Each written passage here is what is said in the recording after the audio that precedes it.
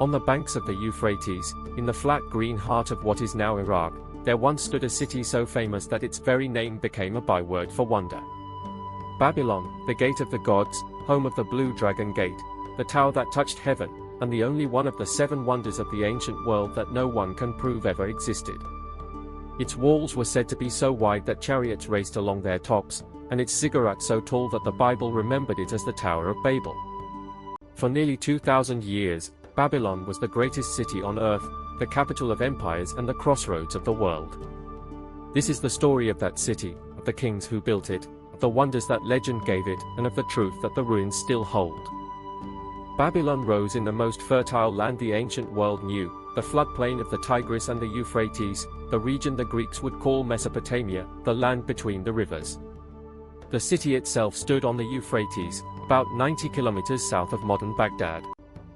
Here the soil was rich black silt, laid down by annual floods, and water could be coaxed into canals that turned the desert green. But the land was open and undefended, a plain without mountains or natural walls, and so its cities grew strong by wit rather than by stone. Babylon began as a small town on the river, unremarkable among its neighbors, and for centuries it was nothing more.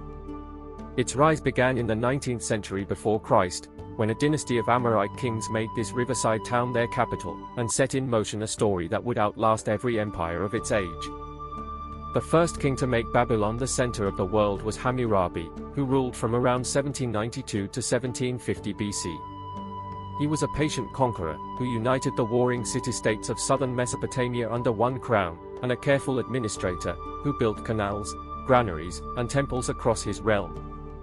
But his greatest gift to history was a block of black basalt, nearly 2.5 meters tall, carved with 282 laws and crowned with an image of the king receiving them from the sun god Shamash. The Code of Hammurabi is the oldest complete law code in the world, and its famous principle, an eye for an eye, a tooth for a tooth, shaped every legal system that followed. It protected widows, orphans, and the poor, and proclaimed that the strong shall not injure the weak. Babylon's first golden age lasted barely 2 centuries after Hammurabi, and then the city fell to raiders and passed under foreign rule, but the code remained, a monument to the idea that law, not force, should rule a kingdom.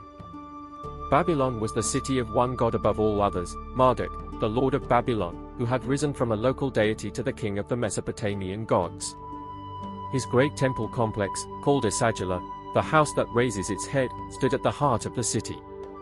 Beside it rose the most famous building of the ancient world, a 7-story ziggurat called Etemenanki, a mountain of mud brick perhaps 90 meters high, crowned with a temple of blue-glazed brick. It was this tower that the exiled Jews of Jerusalem remembered as the Tower of Babel. Every new year, the people carried the statue of Marduk in procession along a road lined with lions, and the king took the god's hand, renewing his right to rule. The city was not just a capital. It was a stage on which heaven and earth met. For 1,000 years after Hammurabi, Babylon lived under the shadow of greater powers. The Hittites sacked it, the Kassites ruled it for 4 centuries, and then came the Assyrians, the most feared empire of the age, who demanded Babylon's loyalty again and again. In 689 BC, the Assyrian king Sennacherib, provoked beyond endurance by revolt, did what no conqueror had dared. He destroyed Babylon completely, pulling down its temples and turning the Euphrates loose upon the ruins. It was an act of sacrilege that horrified even the Assyrians themselves, and Sennacherib's own sons murdered him. His heir, Esarhaddon, spent his reign rebuilding the city his father had destroyed, as an act of penance to Marduk. Babylon rose from its own ashes, and within a century it would take its revenge, for the Chaldean dynasty that threw off Assyrian rule made Babylon again the capital of a new empire, the greatest since Hammurabi's day. The man who built the Babylon of legend was Nebuchadnezzar II, who ruled from 605 to 562 BC. He was a warrior who crushed the Egyptians at Carchemish, destroyed Jerusalem, and carried the Jews into exile, yet he was also the greatest builder the ancient world had ever seen. Around the old city he raised a double wall of baked brick, so vast that its outer rampart ran for 18 kilometers, studded with towers and moats that could be flooded from the Euphrates. Inside, he rebuilt the temples, the palaces, and the processional streets in dazzling glazed brick, blue like the sky and gold like the sun. His own palace, the Southern Palace, covered 5 hectares, with throne rooms large enough for 1,000 courtiers. Nebuchadnezzar left inscriptions stamped into 100 million bricks, proclaiming that he had made Babylon the wonder of the world. For once, the boast was true. The glory of Nebuchadnezzar's Babylon survives in a single monument, the Ishtar Gate, the northern entrance to the city, dedicated to the goddess of love and war.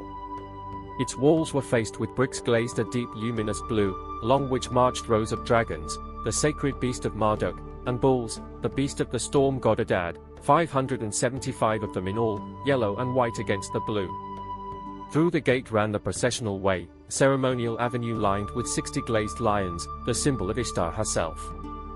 Along this road, the statue of Marduk was carried each new year. When the German archaeologist Robert Coldway excavated the gate between 1899 and 1917, he found it astonishingly well preserved, and over 100,000 of its bricks were shipped to Berlin, where the gate was rebuilt.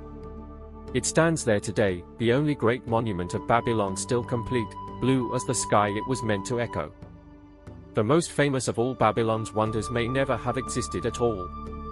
The Greek writers told of the hanging gardens, a terraced paradise of trees and flowers rising high above the city, watered by engines that lifted the river itself, built by Nebuchadnezzar for his wife Euphrates, a princess of the mountains of Media, who pined for the green hills of home. The Greeks counted it among the 7 wonders of the world, and yet no Babylonian inscription mentions it, and no trace of it has ever been found among the ruins, despite a century of digging. Some scholars now believe the Greeks confused 2 cities, and that the gardens were really at Nineveh, capital of the Assyrian Empire, where King Sennacherib built a great watered garden a century before Nebuchadnezzar, and left a written record of the very machines that lifted its water. The Hanging Gardens of Babylon may be the most famous mirage in history, a wonder that belonged to the wrong city. Babylon's greatest legacy is not a building but an idea, the idea that the heavens can be measured. Babylonian priests watched the night sky for centuries, recording the movements of the planets on clay tablets with obsessive precision. They tracked Venus through its 8-year cycle, they learned to predict lunar eclipses, and they discovered the Saros cycle, the 18-year rhythm that governs eclipses of the sun and moon. Their astronomical diaries, kept for over 700 years, the oldest continuous scientific records in the world. And their mathematics made it all possible, for they counted in 60s, not 10s, a system that still rules our lives today. 60 seconds in a minute, 60 minutes in an hour, 360 degrees in a circle, all of it descends from the scribes of Babylon.